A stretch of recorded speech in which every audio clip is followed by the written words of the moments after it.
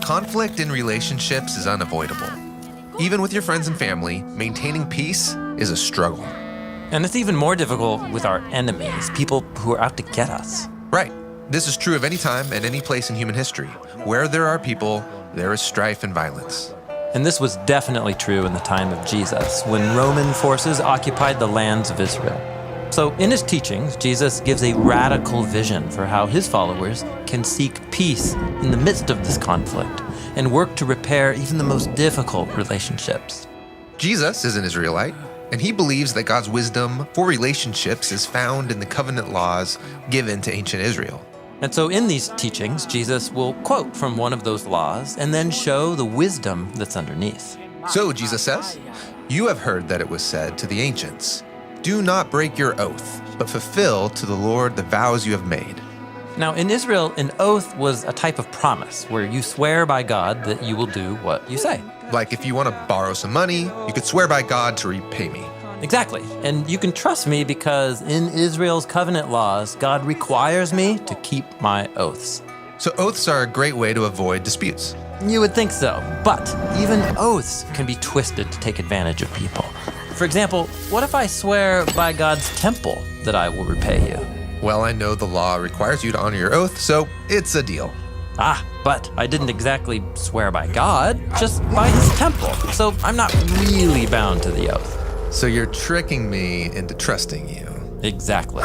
So Jesus cuts through all of this and says, just don't make oaths at all, by God or by anything else in God's world. Never make a promise to anyone? Well, not quite. His point is that when you do make a promise, don't use God's reputation as a tool to manipulate people. Right, Jesus says, let your yes be yes and your no be no.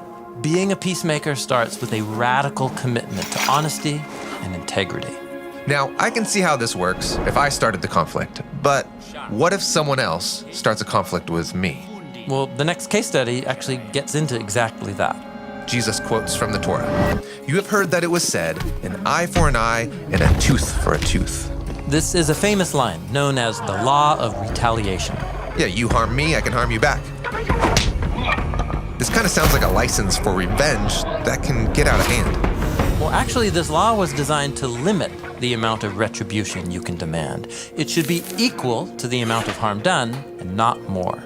So this law keeps peace by restraining our urge to hurt back those who hurt us. Yes, and Jesus takes the wisdom of this law to a new level, telling his followers, don't even pay back an evil person. Don't retaliate at all?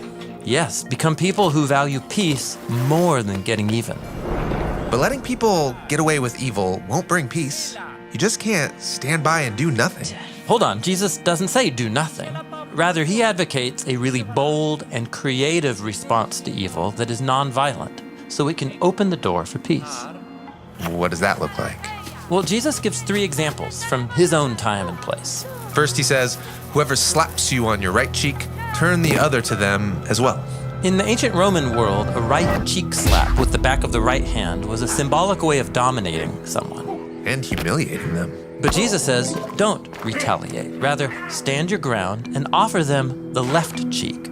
This will force your attacker to strike with an open right hand. In other words, to strike you like an equal. And it forces them to treat you as a fellow human being. Yes, even if it costs you. Well, next, Jesus says, if anyone sues you and takes your shirt, let him have your coat also. Yeah, in ancient Israel, taking a poor person's coat was against the law because it's also their blanket to keep warm at night. But a really uncaring person could find a way around this by demanding their shirt as payment. Right. So Jesus offers a creative response. Give them your shirt and also give them your coat. Why would you do that? Wouldn't that leave you exposed? Exactly. Jesus is being provocative. The goal is to shock everyone around by exposing this injustice through costly generosity. The third example is whoever forces you to go 1 mile, go with them 2. In Jesus' day, a Roman soldier could force any subject to carry their packs for them up to 1 mile. How humiliating and dangerous. And so Jesus says, carry that load not just 1 mile, but 2. The first mile, he might treat you like a pack animal, but by going that second mile, you assert your humanity as you choose to treat him like a friend. Wait, treat an enemy oppressor like a friend? Yeah, it sounds crazy. But Jesus is saying that bold generosity can subvert the power games of our world and even turn enemies into friends. And that leads to the last law that Jesus quotes. You have heard that it was said, you shall love your neighbor and hate your enemy. Jesus is quoting an ancient biblical law when he says, love your neighbor. But then he quotes a popular line that many Israelites added to the law, but you can hate your enemy. Jesus counters this by telling his followers, love your enemies and pray for those who mistreat you. Now, isn't this going a bit far? Peace with my enemies is one thing, but loving them? Yes, Jesus seems to think that true peace is only possible when we treat every human as if they have ultimate value, which means that even my enemy is a fellow image of God. But how am I supposed to love someone who hates me? It's hard enough to love the people that love me. And our love for our friends and our family is a good thing.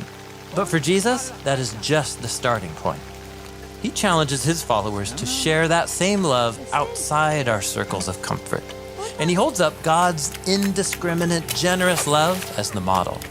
Jesus says, God causes his sun to rise on the evil and the good, and sends rain on the righteous and the unrighteous. The call is to become peacemakers who are inviting others in, working to mend broken relationships at every level in our communities. It really is a radical way to live. Yes. Jesus calls it becoming complete when he says, be complete just as your heavenly Father is complete. It means imitating God's generosity to both friends and enemies, because for Jesus, creative love is the only pathway to real peace.